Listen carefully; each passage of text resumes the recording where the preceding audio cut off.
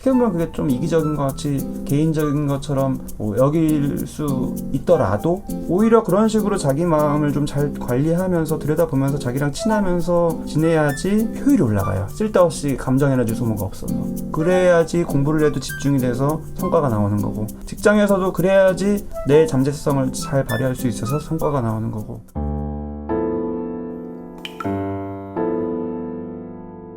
굉장히 힘든 상태고, 물론 병원도 갔지만 역시 중단되고, 공부도 중단되고, 수면장애도 있고, 무기력하고 불안하고, 이런 게 계속 반복되고 있죠. 부담스럽고, 밖에도 못 나갈 정도로 큰 불안을 느끼기도 하고. 정말 간단하게 말씀드리면은 이런 현상을 뭐라고 할까요?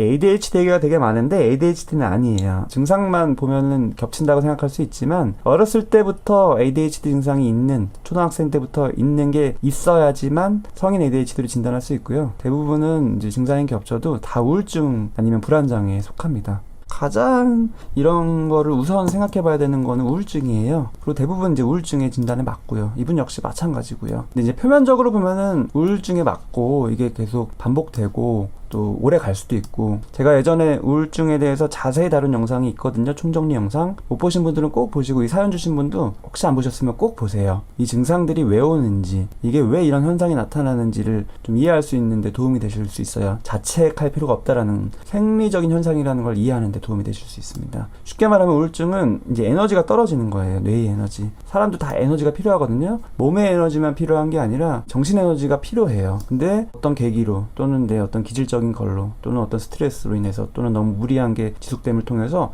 처음에는 그게 번아웃처럼 오다가 계속되다 보면 이제 쫙 가라앉아요. 내가 어떻게 할 수가 없는 상태, 물에 빠져서 내 힘으로 나올 수 없는 상태가 돼요. 그게 우울증입니다. 증상들로는 이제 우울한 기분이나 의욕이 저하되는 거, 삶에 낙이 없고 아무것도 하기 싫은 요게, 이 둘 중에 하나가 꼭 있는 게 하나 있고, 그 다음에 뭐 식욕이 늘거나, 식욕이 줄거나, 체중이 늘거나, 체중 줄거나, 잠이 역시 늘거나 줄거나, 정신운동이라고 해서 굉장히 부산하게 많은 생각이 들면서 초조해지거나, 반대로 생각이 느려지고 아무 생각이 안 나거나, 그 다음에 몸이 굉장히 피곤해지거나, 집중이 안 되고 기억력도 떨어지고 사소한 결정도 잘 못하겠고 우유부단해지고, 그 다음에 내가 굉장히 자존감 낮아지는 것처럼 무가치하게 여겨지고 염세적이 되고, 그 다음에 죄책감, 자책감이 느껴지고, 이게 심해지면 이제 죽음과 관련된 생각들도 하고, 이제 이런 것들이 우울증인데요. 이게 이제 표면적으로 우선은 말씀해 드리고 싶은 게, 이런 현상이라는 걸 꼭 이해하셔야 되고, 지금은 이미 이게 너무 반복됐기 때문에 꼭 치료를 받으셔야 돼요. 꾸준히. 근데 이제 사연에서 말씀해 주신 것처럼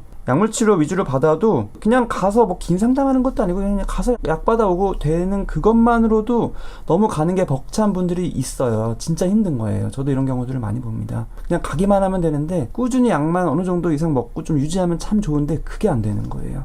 에너지가 너무 떨어져서 그거 한번 가는 것도 너무 부담스러운 거예요. 집 밖을 나오는 것조차 부담스럽고, 뭐 병원 가려면 또 뭐 교통수단도 이용해야 되고 사람들도 마주해야 되고 참 힘든 게 느껴질 수 있습니다. 그 다음에 여기 사연 중에서 진짜 힘든 상태라는 표현이 저는 느껴져요. 매일매일이 너무 괴롭다라고 얘기하신 이 표현은 아무나 하는 표현이 아니에요. 진짜 힘든 거예요. 매일매일이 너무 괴롭다.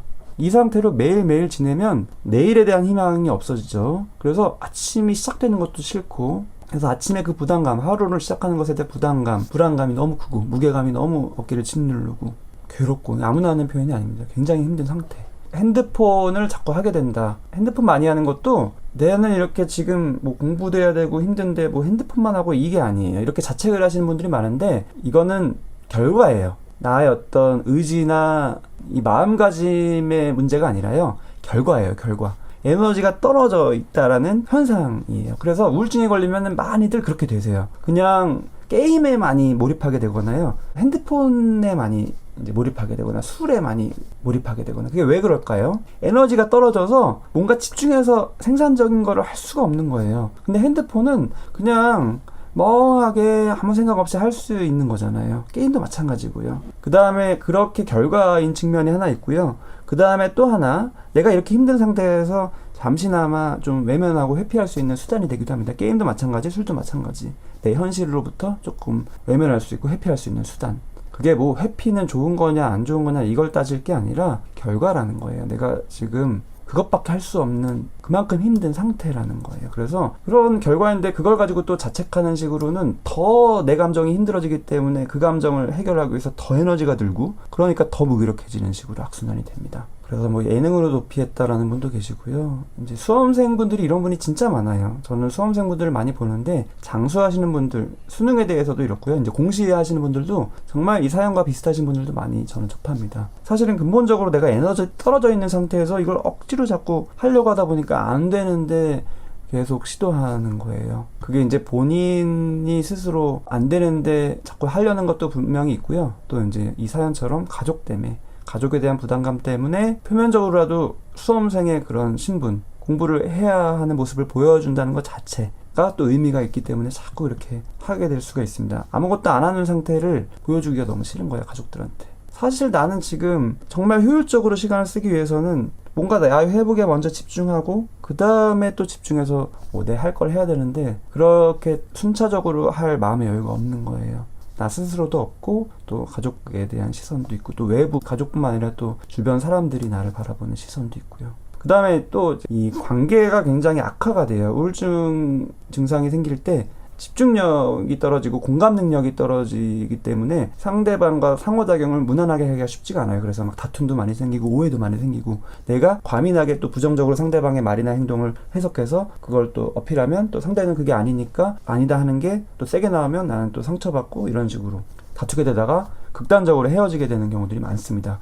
연인 사이의 이별도 많고요. 친구 관계의 절교도 많고요. 그러면 또 좌절됩니다. 사연에서처럼 그게 또 내 탓인 것처럼 나는 관계마저도 제대로 못한다 이런 식으로 생각이 되고 그 다음에 직장에서도 업무 효율이 많이 떨어집니다. 집중력이 떨어지고 기억력이 떨어지기 때문에 업무가 1시간 할 거를 하루 종일 해도 못하는 경우들이 많아요. 그러니까 사연에서도 야근을 정말 자주 하게 되고 근데 그게 내가 에너지가 떨어져서 그런 증상으로 인한 현상이라고 생각을 안 하고 나의 능력이 이 정도밖에 안 되나 또 자책하게 되고 근데 이런 식으로 자꾸 자책하는 거 역시 증상이고 우울증에 계속 악순환. 증상을 능력이라고 오해하면서 악순환되는 거예요. 그리고 생각도 부정적으로 흘러간다라고 저도 많이 말씀드렸는데 역시 이제 미래에 대한 생각. 이제 수험생이면은 이제 시험을 내가 합격할 거냐 불합격할 거냐 이거 역시도 공부를 어느 정도 했는데도 안 될 것 같은 느낌, 틀릴 것 같은 느낌. 공부를 하는 과정 중에도 하나라도 이해를 못하면 이게 시험에 나오고 그걸 틀리면 또 떨어지고 이런 식으로 부정적으로 계속 생각이 또 흘러갑니다. 그거 역시도 증상이고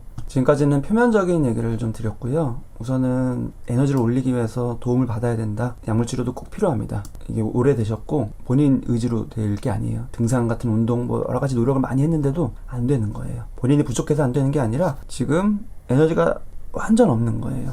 굳이 비유를 하면은 다리가 골절돼서 기부스하고 도움받고 누워있거나 목발 짚거나 해야 되는데 골절된 다리를 끌고 막 달리려고 하는 거예요. 달릴 수가 없죠. 근데 좌절하는 거예요. 나는 왜 못 달리지? 능력 문제가 아닌데. 지금까지 말씀드린 거는 이 표면적인 현상에 대한 아주 피상적인 말씀. 그냥 증상 위주로 딱딱딱 해서 이건 우울증에 아주 해당이 될 가능성이 크다. 우선 약물 치료도 꼭 필요하고 에너지가 올라와야 되고 내가 회복이 된 다음에 뭔가를 해야 된다라는 얘기를 우선 드린 거. 그 다음에 이제 조금 더 이면에 있는 마음을 살펴보는 걸 같이 좀 하고 싶습니다. 사연이 굉장히 긴데 다른 분들하고 좀 다른 점이 있죠. 사연이 성인이 된 이후 최근에 수험생으로서 좌절 경험을 반복한 그 과정을 아주 디테일하게 쓰셨는데 그 전에 나에 대한 설명이 좀 많이 없는 게 다른 분들과의 차이점인 것 같습니다. 직장이나 시험 실패 얘기만 계속 반복적으로 자세히 하셨는데 물론 그런 디테일한 본인의 현상을 표현하신 것도 제가 파악하는 데 도움이 많이 됐지만 본인이 이전에 성인 될 때까지 어떻게 살았는지 학창 시절에 어땠는지 그리고 성인이 된 이후에도 관계가 주변 사람들과 친구는 관계가 어떤지 이런 예전부터 쭉 경험했던 대인관계에 대한 부분들이 어땠는지 물론 부모님과의 관계도 거기에 포함되겠죠. 부모님과 예전부터 어떤 관계였고 지금은 어떤 관계인지 이런 게 없어요. 그래서 그런 걸 좀 여쭤보고 싶으니까 말씀하실 수 있으시면은 생각나시는 대로 쭉 적으시면 좋고요. 표면적인 것은 우선은 회복이 돼야 되는 것도 많지만 이런 이면에 있는 나의 심리적인 흐름이 본인이 스스로 그 부분에 집중이 안 되고 들여다보지 않으면 아무리 약물 치료를 하고 뭔가 회복이 돼도 그게 또 다시 반복될 수가 있어요. 근본적으로 내 마음의 흐름을 꼭 이해하셨으면 좋겠어서 그거를 좀 도와드리고 싶어서 제가 여쭤보는 거예요. 별거 아닌 걸로 힘들어하는 것 같아서 안 쓴 것 같다. 이것도 역시 많은 분들이 경험하시는 거예요. 제가 누누이 영상에서 강조한 거 심리적인 어려움이라는 거는 객관적인 게 아니다. 남들이 어떤 기준을 가지고 이건 심한 거 아닌 거 이렇게 점수로 매길 수 있는 게 아니다. 별거인 거 별거 아닌 걸 남들이 판단할 게 아니다. 본인이 그게 힘들었으면 힘든 거다. 본인이 그 점수를 10점 만점에 10점으로 매겼으면 그거는 의심할 여지 없이 무조건 10점인 거다. 이런 얘기를 제가 종종 드렸는데, 그런 관점에서 본인을 바라보셔야 되는데 이미 별거 아닌 걸로 힘들어하는 것 같아서 안 쓴 거다. 분명히 힘든 경험들이 또 있을 수 있는데 별거 아닌 것 같다는 식으로 얘기를 하시는 거예요. 근데 이게 또 이유가 있을 수 있습니다. 또 다른 이유가 있을 수 있어요.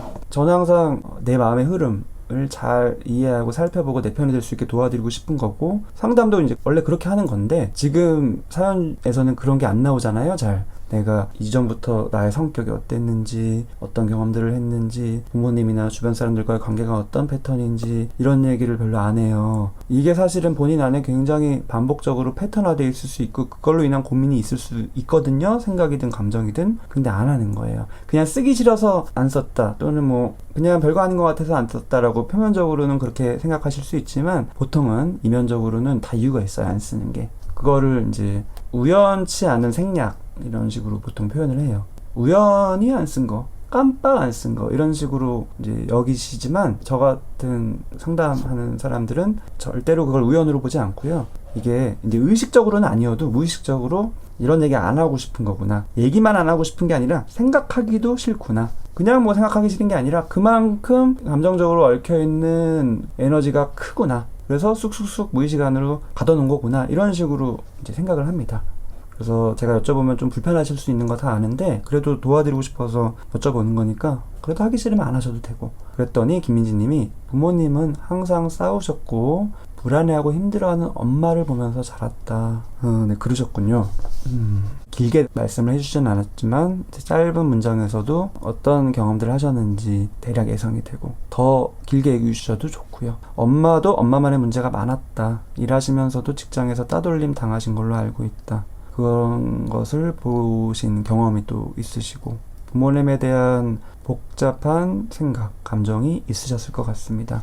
이 사연에서도 초반에 나왔는데 본인이 졸업 전부터 취업에 대한 압박감을 크게 느꼈는데 그 이유가 부모님 상황 때문에, 퇴직 앞두신 아버님, 또 엄마, 일을 하셨는데 너무 힘들어 하셨고 오래전부터 불안한 상태셨고, 그래서 나는 그 압박감, 내가 뭔가 빨리 돈을 벌어서 부모님의 이 짐을 덜어드려야 된다라는 압박감이 있었다. 어떻게 보면 직접적으로 막 표현을 하신 거죠. 돈 100만 원이라도 벌어오라고. 언제까지 공부만 할 거냐고. 그게 굉장히 큰 부담이 되셨을 것 같아요. 특히 엄마가 힘들어하셨던 거를 계속 보셨고 그런 걸 알면 알수록 더 마음이 그렇게 가죠. 그리고 부모님이 많이 다투셨고 그때 불안해하고 힘들어하는 엄마를 많이 봤다. 엄마에 대해서 많이 복잡한 감정, 안쓰러운 감정도 많이 있으셨을 것 같아요. 그래서 내가 그 부담감을 또 떠안고 싶고 다 책임지고 싶고 열심히 하고 싶고 이제 이런 게 있으셨던 것 같고, 외부에서 친구들과의 관계, 뭐 초, 중, 고 그 이후로 뭐 대학도 나오셨으니까 그 다음에 주변 관계들에서는 어떠셨는지, 뭐 직장도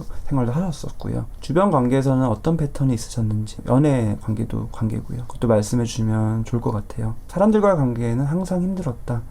어떤 식으로 힘드셨는지도 말씀해 주면 좋을 것 같고요. 지금도 이런 얘기를 하시면서도 나만 힘든 게 아닌데 나만 어리광 부리는 것 같아서 죄책감이 가장 크다, 그런 마음이 또 드시는군요. 이 표현을 해주신 것도 참 잘 해주신 건데 여기에 이제 다른 분들의 채팅창 반응을 보시면 아시겠지만 힘드셨던 거예요. 그리고 남들이 공감할 필요도 없이 본인이 힘든 거면 힘든 건데요. 근데도 불구하고 본인은 이거는 어리광 부리는 거다, 다 이 정도는 되는 거다라는 베이스의 인식이 있으신 거예요. 나 자신에 대한 기대치나 기준이 굉장히 높으신 거예요. 전문 용어로는 초자라고 하기도 하고 페르소나라기도 하고. 근데 아무리 성인이 돼도 사람 안에는 그런 성숙한 부분을 추구하는 것도 분명히 있지만 전혀 그렇지 않은 어리광 부리고 싶고 아이 같고 감정적이고 비합리적이고 나만 생각하고 막 이런 것들이 있어요. 사람은 생각보다 그렇게 훌륭하지 않다, 제가 누누이 말씀드리는 이유죠. 그런데도 불구하고 본인은 이런 것조차도 별것도 아닌데 내가 괜히 괜히 이렇게 어리광 부린다. 지금 여기서 이런 얘기 하는 것도 죄책감을 느낀다라고 표현을 해주신 것만 봐도 본인에 대한 이 잣대나 기준이 굉장히 높으신 거. 그게 이제 장단점이 다 있는데 너무 지나친 경우에는 나를 계속 부담스럽게 스스로 자꾸 올가매고 스스로 채찍질하면서 그게 또 감정적으로 에너지를 계속 갉아먹기 때문에 해야 될 공부나 일에 오히려 지장이 되는 게 되게 많거든요. 근데 이제 부모님과의 관계를 제가 여쭤봤는데 그런 걸 보고 자라면서 많이 불안했고 또 연민도 많이 느꼈고 그래서 내 책임감은 그만큼 또 컸을 수 있고요. 부모님도 또 나한테 그런 걸 요구하셨고요. 자식으로서의 어리광보다는 부모님을 뭔가 서포트하는 그런 입장. 친구들 관계에서는 표면적으로 힘든 건 없었지만 혼자 있을 때 외로웠다. 예. 표면적으로는 잘 지냈는데 혼자 있을 때는 항상 외로웠군요. 혼자 있을 때 많이 외롭다라는 거는 주변에 누구가 있고 없고의 문제가 아니라 본인 마음을 잘 들여다보는 게 평소에 별로 익숙하지 않기 때문에 찾아오는 감정이거든요. 외로움이라는 거는 다른 사람과 뭐 친하냐 안 친하냐 주변에 내가 누가 있냐 없냐 때문에 오는 감정이 아니라 심리적으로 내가 내 마음과 친하냐 안 친하냐 가깝냐 안 가깝냐에 따라서 찾아와요. 내 마음을 내가 잘 모르고 외면하고 자꾸 나를 채찍질하고 한쪽으로 몰고 가고 억지로 이러면 내 마음이랑 점점 멀어지는 거예요. 나의 기본적인 욕구, 본능, 내 감정을 자꾸 외면하고 한쪽으로 자꾸 나를 억지로 몰고 가려는. 그러면 당연히 나랑 관계가 안 좋겠죠. 이런 식이 될 때 굉장한 외로움을 느낍니다. 공허함을 느끼죠. 너무 단단해 보이신다. 보통은 또 이렇게 참 책임감 강하고 내가 힘들어도 참고 별거 아니라고 스스로를 자꾸 이렇게 여기고 스스로 채찍질하고 이런 거를 되게 멘탈이 세다, 성숙하다, 어른답다 이런 식으로 여기는 그런 문화가 우리 있죠. 근데 그게 결코 바람직하지 않다라고 제가 누누이 강조드리는 거고 그 이면에 있는 감정을 잘 들어주고 헤아려주고 그렇게 완벽하지 않아도 책임감 그렇게 크지 않아도 괜찮음을 서로 존중해주고 이런 분위기가 돼야지 자기 감정과 자기가 친해지고 이게 쌓였다가 어느 순간 터지거든요. 그걸로 인한 터졌을 때 이 피해가 훨씬 커요. 그게 우울증으로 터지든 불안장애로 터지든 공황장애로 터지든 그렇게 터졌을 때 내가 해야 될 일에 지장이 있고 공부에 지장이 있기 때문에 오히려 그냥 그렇게 스스로를 채찍질하지 않아도 그냥 어리광 좀 부려도 부모님 고생해도 그거에 대한 부담감 그렇게 안 느껴도 어떻게 보면 그게 좀 이기적인 것 같이 개인적인 것처럼 여길 수 있더라도 오히려 그런 식으로 자기 마음을 좀 잘 관리하면서 들여다보면서 자기랑 친하면서 지내야지 효율이 올라가요. 쓸데없이 감정 에너지 소모가 없어서. 그래야지 공부를 해도 집중이 돼서 성과가 나오는 거고 직장에서도 그래야지 내 잠재성을 잘 발휘할 수 있어서 성과가 나오는 거고 그래야지 관계에도 원활하게 흘러갈 수 있기 때문에 또 어떤 일을 하든 다 관계라는 게 또 인맥도 있고 여러 가지 중요할 수도 있는데 그런 식으로 선순환이 될 수가 있는 거예요. 항상 사람들 간에 선을 지키면서 지냈다. 본인 경험들이 이렇게 관계에서도 있고 다 있었기 때문에 항상 선을 지킨다는 것 자체가 이미 어떤 태도신지 이해가 되죠. 항상 긴장해야 돼요. 선 지키려면. 나를 풀어놓으면 안 돼요. 선을 지켜야 돼요. 요즘에 장성규 씨도 그렇고 펭수도 그렇고 선 넘는 캐릭터가 인기가 있는 게 이유가 있는 거예요. 그만큼 이 선을 지켜야 한다는 그 압박감이 있는 사회적 문화에서 힘든 분들이 많은 거고 그래서 그런 캐릭터를 보면서 억눌렀던 그런 감정들이 좀 해소되는 느낌을 받기 때문에 인기가 있는 거거든요. 근데 이제 그런 걸로 인한 압박감을 많이 받으셨던 거죠. 많은 얘기를 해주셨고 이해가 됩니다. 많이 힘드셨을 것 같고 제가 누누이 강조드리는 내 생각과 감정은 100% 타당하다라는 말 요즘 곱씹는다. 도움이 된다. 이런 게 이제 뭐 원리로 해서 되는 건 아닌데 이게 왜 타당한 건지를 이해하시는데 도움이 되실 수 있도록 제가 계속 사연도 다루면서 또 강의도 하면서 영상을 통해서 이쪽 저쪽에서 계속 마음의 흐름을 이해하시는데 도움이 되도록 저는 노력하는 거거든요. 이유 없는 건 없구나. 내가 뭔가 부족하고 약하고 그래서 그러는 게 아니구나. 내 능력이 부족해서가 아니구나. 내가 참 뭔가 부족한 사람이라서 이상한 사람이라서가 아니구나. 다 그 이유가 있는 거고 겉으로는 잘 안 보였지만 이 마음 안에 그 흐름이 있기 때문이었구나를 알아야지 내 생각과 감정은 타당하다라는 걸 또 이해하게 되는 거니까. 이런 식으로 마음의 흐름이 있어요. 제가 이제 사연만 보고 감히 추측하고 예상했지만 그랬던 본인의 마음의 흐름이 있으셨던 것 같고 짧게 요약하자면은 내가 그럴 수밖에 없는 이유. 내 감정을 들여다보기보다는 겉으로 좀 좋은 모습을 보여야 하는 그런 경험을 계속 집에서도 또 밖에서도 하신 거. 그게 이제 겉으로 봤었을 때는 좋은 사람처럼 보일 수 있지만, 책임감 강한 사람처럼 보일 수 있지만, 사실 내 안에서는 나와의 거리가 점점 멀어지고 있는 과정들이 되는 거고, 속에서 또 나의 기본적인 어떤 욕구나 감정들은 자꾸 억압하게 되는 거고, 그랬기 때문에 사연을 쓰더라도 이런 건 대수롭지 않은 거야 라고 자꾸 스스로를 생각하기 때문에 사연에 이런 거 안 쓰신 거고요. 그냥 안 쓴 게 아니에요. 다 이유가 있는 거고, 그런 식으로 또 내 감정에 대한 부분들을 대수롭지 않게 여긴다는 게 기준이 높아서 대수롭지 않게 여기는 것도 있지만, 또 한편으로는 그것도 역시 좀 회피이기도 해요. 내 감정을 쓰면 또 그것도 들여다보는 거니까 피하는 거예요. 또 다른 사람한테 이런 얘기를 하고 조금 더 마음을 터놓고 얘기하는 거 역시도 그 사람이 뭐 나를 좀 약하게 볼까, 나를 좋지 않게 볼까 우려되는 마음도 있을 수 있지만, 얘기하는 것 자체가 내 감정에서 나와야 되기 때문에, 내 감정을 들여다봐야 되는 거기 때문에 그 과정이 힘든 거라서 피하게 되는 거예요. 그래서 이제 표면적인 부분들 위주로 어려움을 자꾸 얘기하신 게 사연에서 보여서 제가 말씀을 드렸습니다. 공부하는 과정도 부모님한테 허락을 받았다 이런 표현들을 많이 하시는데, 1년 쉬고 싶은 것도 부모님이 1년을 더 참아주셨다, 그렇음에도 불구하고 막 이런 식으로 부모님 입장에서 많은 생각들을 하시는 관점이 있어요. 본인이 삶의 주체고, 만약에 수험생활 가운데 힘들었으면 제일 힘든 건 본인임에도 불구하고 부모님 입장에서 자꾸 헤아리려고, 사연에서 또 내가 부모님 때문에 좀 힘든 경험을 했다라고 쓰는 것도 스스로 왠지 부모님을 안 좋게 얘기한 것 같아서 자책감이 들 수 있거든요. 그래서 그런 얘기 하자마자 또 바로 부모님을 변호해요. 내가 취업해서 집중 안 되니까, 효율 떨어지니까 야근해서 늦게 오고 정말 고생했는데 부모님이 사실 모진 말을 한 거잖아요. 그런데 가려고 4년 대학 다니고 휴학까지 했냐, 그냥 둬라. 그때 정말 내가 완전 부서져 버린 기분이 들었다고 표현을 하셨어요. 너무 원망스러웠다. 너무 힘든데도 그래도 빨리 돈 벌어오려고 그 말 때문에 내가 이렇게 참고 온 건데 너무 서러웠다. 너무 쓸모없고 가치없는 존재로 여겨졌다. 본인의 감정을 아주 잘 표현하셨는데 변호를 그 사이에 해요. 괄호 안에. 지금은 그게 부모님이 걱정 때문에 말하다 보니까 감정이 격해지셔서 그런 모진 말들도 하신 거라는 걸 알아요. 이렇게.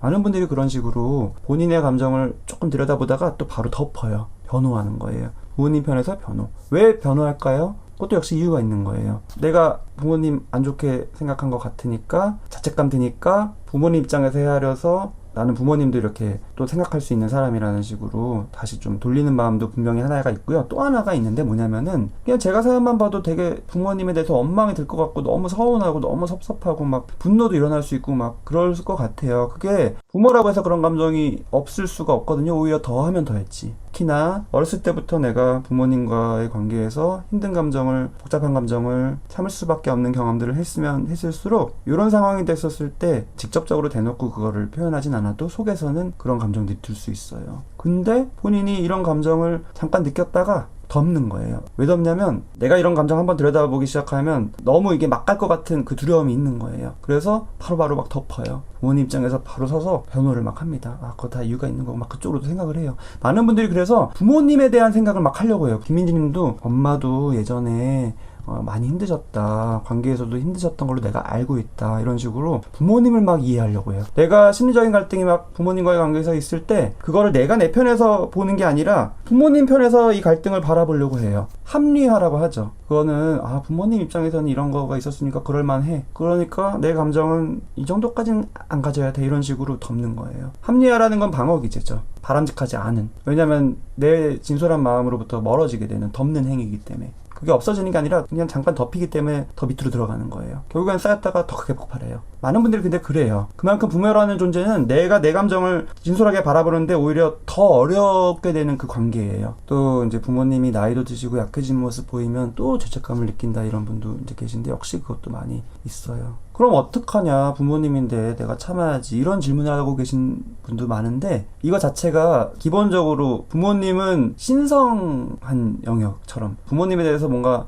이런 감정이 있는 것만으로도 신성모독죄에 해당된다는 그런 관념이 있는 거예요. 정말 일단 내 마음을 살펴보는데 되게 중요한 게 내 마음 속에 있는 것과 내 겉으로 하는 행동과 구분을 잘 하셔야 돼요. 근데 많은 분들이 이 구분을 안 하고 내 마음 속에 분노의 감정, 미움의 감정이 있는 것만으로도 동일시하세요. 그거는 부모님한테 불효하는 거다라고. 행동이 아니거든요. 내 마음 속에 그런 마음이 있는 것 자체는 아무 문제 없어요. 근데 마치 이런 마음이 있는 것만으로도 어떻게 한 것 같은 느낌을 가지기 때문에 더 억누르고. 제가 본인 편이 되라는 거는 막 살라는 얘기가 절대로 아니에요. 그럼 뭐 사람처럼 못 살죠. 감옥 가겠죠. 그게 아니에요. 본인 마음 안에서 일어나는 내 안에 있는 내 생각, 내 감정에 내가 100% 편이 되어도 된다는 거예요. 내 마음에서 일어나는 것에 자유를 주면요. 참 신기하게도 이 감정이 해소되기 때문에 참 신기하게도 내가 우려하는 그 행동으로 안 나가요. 근데 다들 행동과 이 마음을 딱 연결됐다라고 거의 비슷하게 보기 때문에 내가 마음에 그런 생각을 가지면 그렇게 될까봐 염려를 해서 자꾸 억누르세요. 근데 그게 아니라 반대예요. 그래서 상담을 할 때 부모님 얘기를 처음에 잘 못하고 이렇게 변호하다가 더 편한 마음 들고 신뢰관계가 쌓이고 마음이 편해지고 내 마음을 들여다보고 내 마음속에서 어떤 생각이나 감정이 있어도 괜찮구나를 인식하게 되면 이제 표현을 이제 하기 시작합니다. 물론 그 과정에서 이게 조절이 안 될 때 행동으로 좀 나가기도 해요. 그래서 부모님 입장에서는 이게 상담을 하더니 오히려 성격이 이상해졌다, 오히려 부모님한테 짜증을 낸다, 한 번도 그러지 않았던 애인데 이런 식으로 오히려 안 좋아진다라고 오해하시는 분들도 많은데 이제 그 과정에서 물론 그럴 수는 있지만 궁극적으로는 마음이 편해지고 내 마음과 내가 가까워지고 그러면 오히려 이 안에서 다 끝나기 때문에 밖으로 나갈 일이 없어요. 그거는 부모님과의 관계도 그렇고요. 다른 사람과의 대인관계도 그렇습니다. 그래서 내가 내 편이 되어야 된다는 말을 제가 계속 드리는 게 바로 그거예요. 내 마음속에 자유를 주라는 거예요. 어떤 생각, 어떤 감정을 느껴도 된다. 그게 비윤리적일 수 있고요. 법적으로 문제가 될 수도 있어요. 마음 안에서는 괜찮은 거예요. 꿈이라고 생각하면 돼요. 꿈. 내가 그 꿈 가지고 죄책감 느끼는 분 별로 없잖아요. 굉장히 막 성적으로 문란한 행동을 꿈에서 할 수도 있고 공격적으로 어마어마한 행동을 꿈에서 할 수도 있고요. 근데 그거 가지고 죄책감 가지는 분들은 별로 없잖아요. 그거는 그냥 무의식적으로 여러 가지 전치. 꿈은 전치가 많이 일어나거든요. 꿈에 내가 뭐 어떤 친구를 죽였다고 해서 내가 그 친구를 미워하는 게 아니에요. 다른 사람이 그 친구로 바뀐 것도 많고 여러 가지 복잡한 게 꿈이라서 근데 사실 마음속에서 일어나는 것도 그렇게 봐도 돼요. 아무 문제 없는 거예요. 오히려 이거를 바람직하게 내 마음이 돌아가야 되는데 왜 나는 이 모양이냐, 왜 부모님에 대한 나쁜 마음 안 드냐, 또 저 사람에 대한 왜 안 좋은 마음 안 드냐, 난 성격은 왜 이 모양 이 꼴이냐, 이런 식으로 스스로를 탓하고 또 억누르고 이런 식으로 내 마음에 자유를 주기는커녕 자꾸 억압하면요 내 마음이랑 멀어지는 거예요. 그래서 제가 누누이 말씀드리는 게 사람이 생각보다 그렇게 훌륭하지 않다. 이 마음 안에 있는 게 그렇다라는 거예요. 그거를 인정하고 이해해야지 내 마음이랑 가까워질 수 있습니다. 뒤로 잠깐 내려가서 좋아요 한 번만 눌러주시면 저한테 도움이 많이 되고요. 다른 분들도 많이 시청을 할 수가 있는 기회가 됩니다.